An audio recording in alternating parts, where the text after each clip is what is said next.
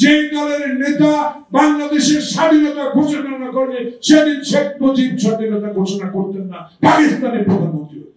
যারা গণতন্ত্রের কথা বলেছে, যারা সংবাদপত্রের স্বাধীনতার কথা বলেছে, যারা ফ্যাসিস্টের বিরুদ্ধে কথা বলেছে, যারা লুটের বিরুদ্ধে কথা বলেছে, যারা সিন্ডিকেটের বিরুদ্ধে কথা বলেছে, যারা আইন শৃঙ্খলা রক্ষার কথা বলেছে, যারা দ্রব্যমূল্যের ঊর্ধ্বগতি রোধে দাবি পেশ করার পর গুলি খেয়েছে, জেলে গেছে, তাদেরকে নিয়ে আপনি দেশে কেউ পদত্যাগ করে দেন, প্রধান হয় দলে ওয়েলকাম, আসেন, রাজনীতি করেন, গ্রামে যান, মানুষের সেবা করেন, মানুষকে বোঝান, আপনার আইডিওলজি কি সেটা প্রচার করেন।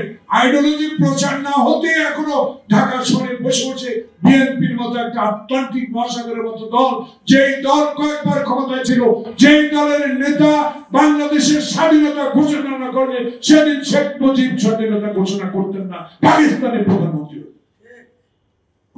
আর তার সমালোচনা করে বসে আছেন। এক লুটেরা না গেলে আরেক লুটেরা আসবে। আরে লুট কারা 9.5 মাসে করছে, হিসাব বাইরে 9.5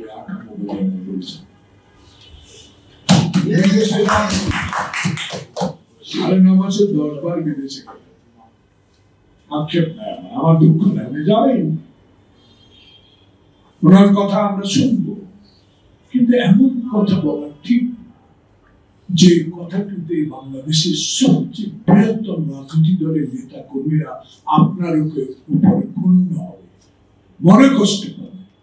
নির্বাচন শুধু আমরা চাই, হিসাব করে দেখেন না কয়টা দল নির্বাচন চায়। নির্বাচন চাইলে দেখি আমরা ক্ষমতায় যাব, সরকার গঠন করবো, এটা তো আমরা বলি না। আমরা বলি মরা মৃত ব্যক্তির ভোট নয়, দিনের ভোট দিনে, গুন্ডার ভোট না। আমরা এমন ভোট চাই যে ভোটে রাজনৈতিক অধিকার, গণতন্ত্র প্রতিষ্ঠার, ভোটাধিকার প্রতিষ্ঠার আন্দোলনে যেই সকল দল অংশগ্রহণ করেছে সেই সকল দলেই একটি সুষ্ঠু নির্বাচনে সরকারে যাবে, সরকার গঠন করবে, তখনই সিদ্ধান্ত নেবে দেশে করিডোর দিব কি, বন্দর দিব কি, সচিবালয় অধ্যাদেশ জারি করবো কি, সেগুলো তাদের বিষয়।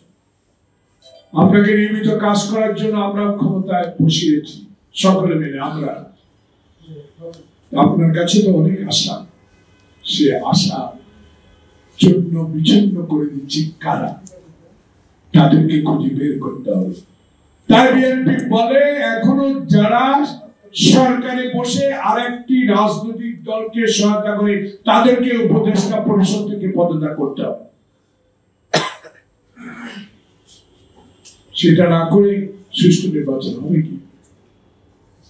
সারা বাংলাদেশে আওয়ামী প্রেতাত্মারা এখনো সোচ্চার, এদের বিরুদ্ধে রুখে দাঁড়াতে হবে। যাকে আমি শুকরিয়া আল্লাহ দরবারে গতকালকে হাসিনার বিচার কার্য শুরু হয়েছে। আমি খুশি রাজনৈতিক কর্মী হিসেবে, সবাই খুশি হওয়া উচিত।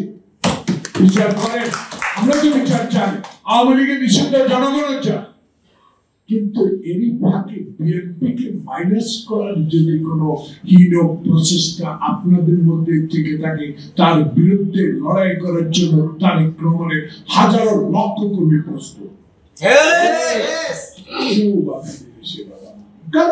হাসিনা রক্ত চক্ষু উপেক্ষা করে যারা কারাগারে ছিলাম, আয়নাঘরে ছিলাম, নির্যাতন সহ্য করেছে, হাজারো মামলা মাথা নিয়ে কোর্টের বারান্দা না খেয়ে দাঁড়িয়েছিলাম, তাদের ভয় আর কিছু নাই।